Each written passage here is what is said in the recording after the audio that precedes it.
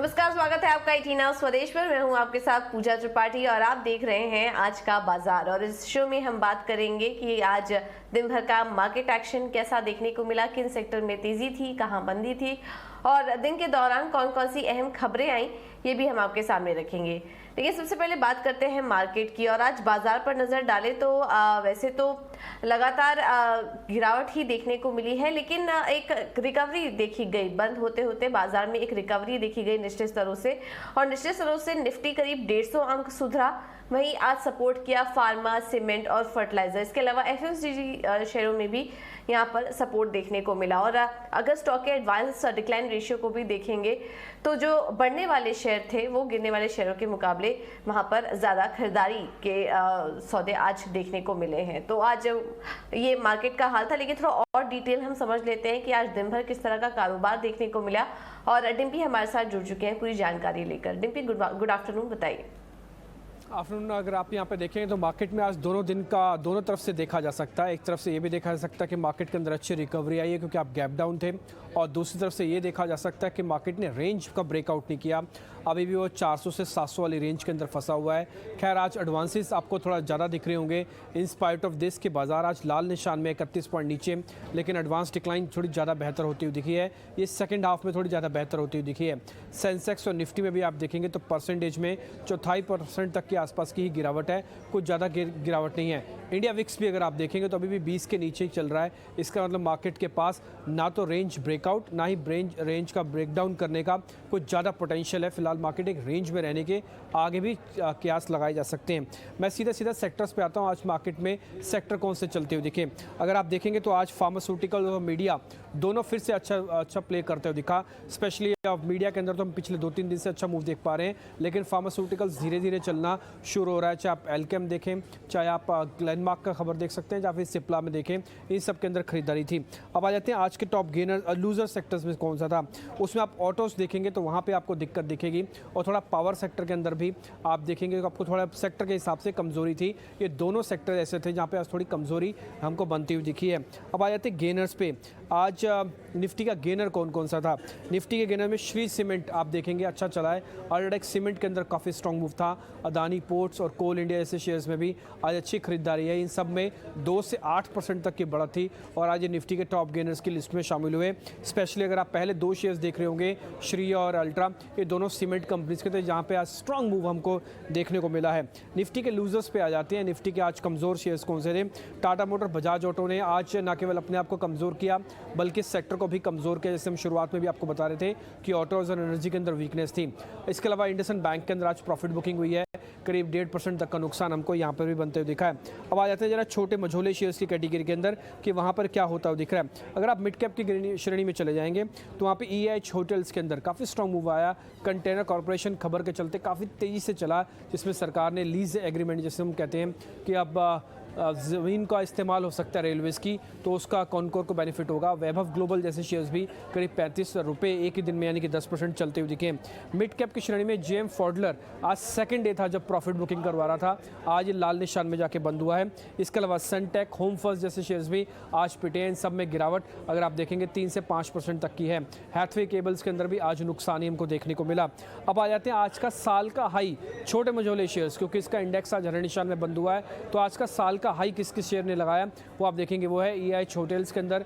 Container corporation की आज की ताबड़तोड़ तेजी का आज एक मुख्य बिंदु रहा, और इसने आज साल का हाई भी लगा दिया। आदित्य बिरला फैशन रिटेल के अंदर भी काफ़ी स्ट्रॉन्ग मूव आया, और ग्रीनवेल नॉर्टन जैसे शेयर्स ने भी आज अपना 52 वीक हाई लगाया। तो कुल मिला के मार्केट्स के अंदर एक रेंज का कारोबार हुआ, लेकिन सेक्टर स्पेसिफिक और शेयर स्पेसिफिक काफ़ी जोरदार काम हो रहा है। ये शायद आगे भी चलता रहे। ऑलराइट, बहुत बहुत शुक्रिया टिम्पी ये सारी जानकारी देने के लिए। चलिए अब आगे बढ़ते हैं। ये तो था मार्केट की जानकारी, लेकिन आज दिन भर हमारी कुछ मार्केट एक्सपर्ट से भी बात हुई है। एक बार वो भी समझ लेते हैं कि उनका क्या कहना था। और हमारी बात हुई अश्विनी अग्रवाल से, और उनका कहना है कि भारत की स्थिति दूसरे देशों के मुकाबले काफ़ी बेहतर नजर आ रही है। इसके अलावा फार्मा, ऑटो और बैंकिंग शेयर उनको इस स्तरों पर पसंद आ रहे हैं। आइए आपको पूरी बात उनकी सुनवा देते हैं। तो कमोडिटी स्टॉक्स में भी मुझे लगता है कि थोड़ा सावधान रहना चाहिए। वहां स्टॉक्स काफी गिर चुके हैं, ये मैं मानता हूँ, पर तभी भी मुझे लगता है कि कोई ट्रिगर नहीं है कि उनमें आपको बहुत ज्यादा तेजी दिखाई दे। हो सकता है कि थोड़ी बहुत ट्रेडिंग रैलीज इधर उधर मिल जाए, but on a fundamental basis मैं तो उस सेक्टर से थोड़ा दूर रहना चाहूंगा। यदि हम उसका एकदम कन्वर्स लें कि इंडिया में कौन सी ऐसी कंपनीज हैं जो डोमेस्टिक कंज्यूमर को केटर करती हैं और जहां पे रॉ मटेरियल प्राइसेस की वजह से मार्जिन्स पे प्रेशर आ चुका है, वैसी कंपनियां यदि आप ढूंढ निकालें तो उन कंपनियों में काफी फायदा होना चाहिए। डोमेस्टिक डिमांड पे मुझे कोई दिक्कत नहीं लगती, और जैसे कमोडिटी प्राइसेस कम होंगे आपको उन कंपनीज की अर्निंग्स में बढ़ावा दिखाई देगा। सो वो एक रोटेशन है जो मैं डेफिनेटली रेकमेंड करूंगा। एक और जगह है जहां मैं पॉजिटिव हूँ, वो है फार्मास्यूटिकल्स। वहां काफी समय से स्टॉक्स अंडर प्रेशर रहे हैं, और मेरा ऐसा मानना है कि वो एक ऐसा सेक्टर है जहां डिमांड, अंडरलाइंग डिमांड बड़ी स्टेबल है।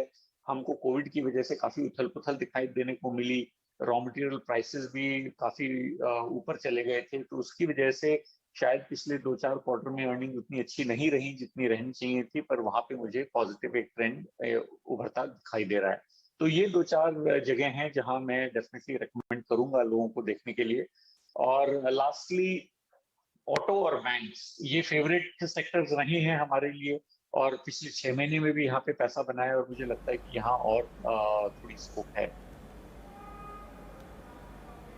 इसके अलावा अदानी ग्रुप ने अपनी रिन्यूएबल एनर्जी क्षमता को बढ़ाने की तैयारी कर रही है, और आज USIBC के इवेंट में गौतम अदानी ने इसको लेकर एक जानकारी भी थी। चलिए आपको सुनवा देते हैं उनका क्या कहना था।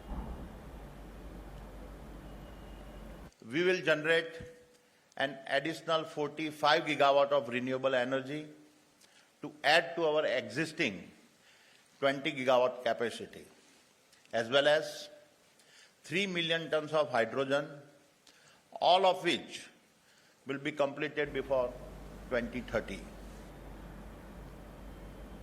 और यूएस इंडिया बिजनेस काउंसिल से वित्त मंत्री निर्मला सीतारमण का बड़ा बयान सामने आया है। उन्होंने कहा है कि मौजूदा हालात के कारण एनर्जी की आपूर्ति के लिए फिर से कोयले पर निर्भरता बढ़ी है। Affordable energy for our huge population, where our developmental milestones are slightly differently placed within the country. There are some parts of the country which are fairly well developed. There are other parts which are not so developed, but for all of them, we are here to provide affordable energy. And at a time when we were looking at moving out of coal, and I remember in 2 of my budgets placing emphasis that we shall move out of thermal, we shall close some of the legacy thermal power producing whatever companies, and then get on to greater emphasis on a transitional energy, which is natural gas, and then equally ramp up our renewable investments and production. Now, this has received a big jolt, and therefore now we are also saying we need to fall back on coal for some more time, and it worries me about how these coal dependency again will have to be cut down, and we can get back to the platform of transitioning into less environmentally threatening source. और loan और deposit growth को बढ़ावा देने के लिए axis bank ने पे near by के साथ करार कर लिया है। इस पर भारत बैंकिंग एक्सिस बैंक के ग्रुप एग्जीक्यूटिव मुनीश शारदा से बातचीत की हमारे सहयोगी अंकुर मिश्रा ने।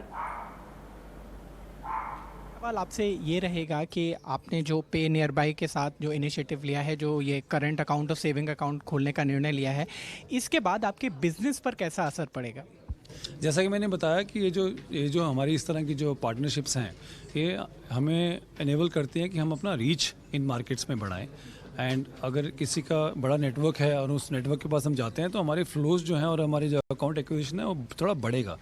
तो हमें उम्मीद है कि जो हमारा ग्रोथ नंबर है इन तरह की पार्टनरशिप से, नॉट ओनली ना सिर्फ डिपॉजिट्स में बट ऑल्सो लोन्स में, हमें मदद करेगा बेटर ग्रोथ लाने के लिए। आपने यहाँ पे डिपॉजिट और लेंडिंग दोनों की बात करी। जो पिछली तिमाही के नतीजे थे उसके मुताबिक इस सेगमेंट में 12% के करीब डिपॉजिट ग्रोथ रही है। अगर हम इस इनिशिएटिव को ध्यान में रखें और and I am sure you must be planning कि इसके अलावा भी और सारे इनिशिएटिव्स हैं जो भारत बैंकिंग के तहत आप लेने वाले होंगे। आपको क्या लगता है जो क्रेडिट ग्रोथ रहेगी, जो लेंडिंग जो डिपॉजिट ग्रोथ रहेगी वो पिछले साल से बेहतर हो सकती है इस बार, कंसिडरिंग जो आरबीआई के भी आंकड़े हैं वो कहते हैं कि 15% से ज़्यादा क्रेडिट ग्रोथ हो रही है?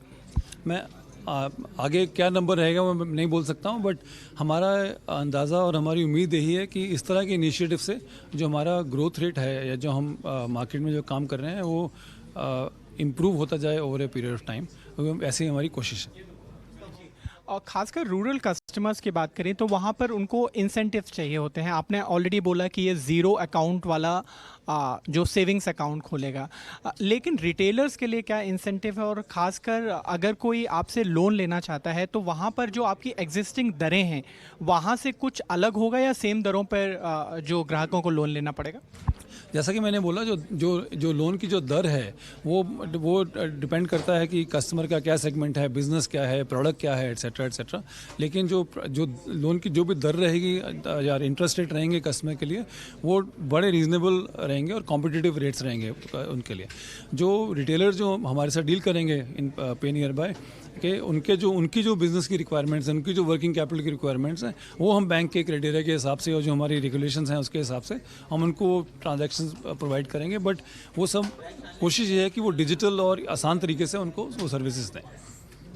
जी, आखिरी सवाल आपसे ये रहेगा कि जो ग्राहक हैं वो जब इस तरीके के ग्राहक बहुत ही सारे प्राइस कॉन्शियस होते हैं, जैसा आपने बोला कि कॉम्पिटिटिव रेट्स होंगे, लेकिन आगे जाकर क्या उनको और कोई इंसेंटिव्स मिलेंगे? मसलन आपने इंटरेस्ट रेट्स का तो बता दिया, लेकिन अगर बंडल्ड सर्विस के लिए आप कुछ प्लान कर रहे हैं वहाँ पर?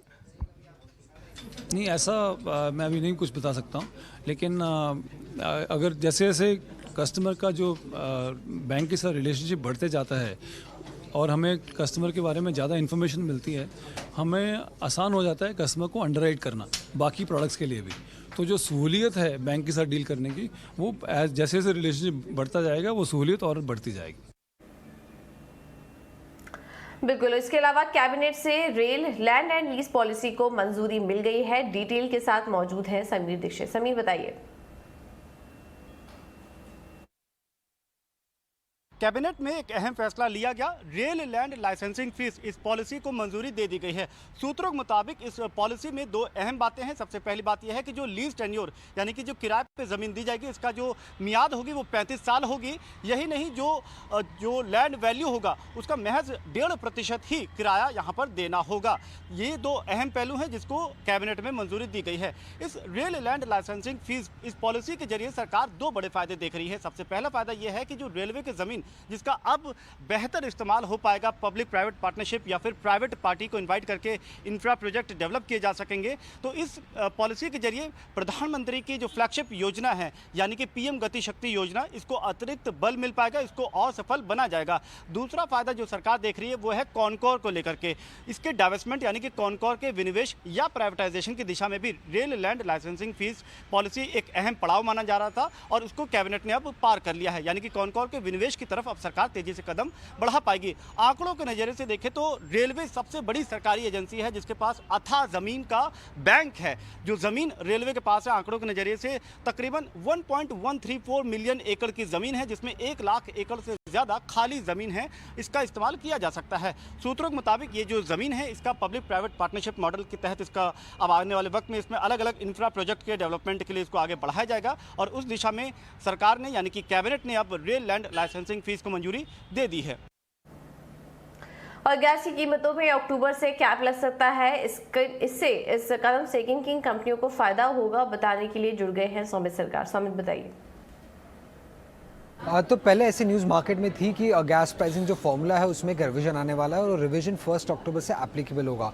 बट अब जो मीडिया रिपोर्ट्स सजेस्ट कर रही है और जो नई खबर हमें पता चल रही है वो ये है कि जो ये गैस प्राइसिंग का जो फॉर्मूला चेंज होने वाला था वो शायद 1 अक्टूबर से एप्लीकेबल नहीं होगा और इसका जो एप्लीकेबिलिटी डेट है वो 6 महीने से एक्सटेंड किया जाएगा, क्योंकि उसके लिए कैबिनेट का अप्रूवल लग सकता है। तो इसके कारण क्या होगा, अभी जो ओल्ड गैस प्राइसिंग है फॉर्मूला था उसी के हिसाब से अक्टूबर 1 से जो गैस प्राइसेस रिवाइज होने वाले थे वो एप्लीकेबल होंगे। अब उसके वजह से एनालिस्ट के हिसाब से जो गैस के प्राइसेस है उसमें करीब 56 to 64% का ग्रोथ हमें देखने को मिल सकता है second half of financial year 2023 के लिए। अब फर्स्ट हाफ में जो गैस के प्राइजेस थे वो $6.1 पर MMBTU के आसपास थे, अब ये बढ़ के $9.5 to $10 पर MMBTU के आसपास पहुंच सकते हैं। अब इसका क्या किस पे इम्पैक्ट गिर सकता है अगर ये एप्लीकेबल हो गया तो जो सिटी गैस डिस्ट्रीब्यूशन कंपनीज है जैसे कि IGL, Mahanagar gas, Gujarat gas, Adani Total gas, इन कंपनीज़ की जो मार्जिन है उस पर इसका एक नेगेटिव इम्पैक्ट देखने को मिल सकता है, क्योंकि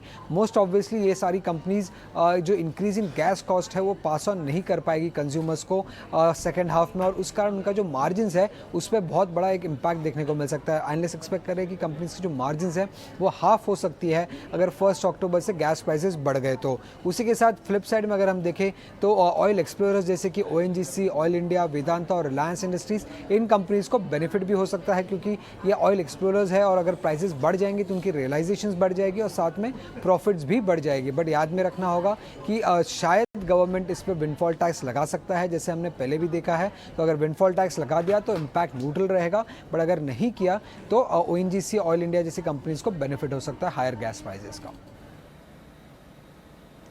बिल्कुल, बहुत शुक्रिया समझ सारी जानकारी देने के लिए। चलिए अब आगे बढ़ते हैं, फोकस करते हैं सीमेंट कंपनियों पर, और सीमेंट शेयरों में शानदार तेजी देखने को मिल रही है। वजह जानने के लिए चलते हैं मानसी के पास। मानसी बताइए।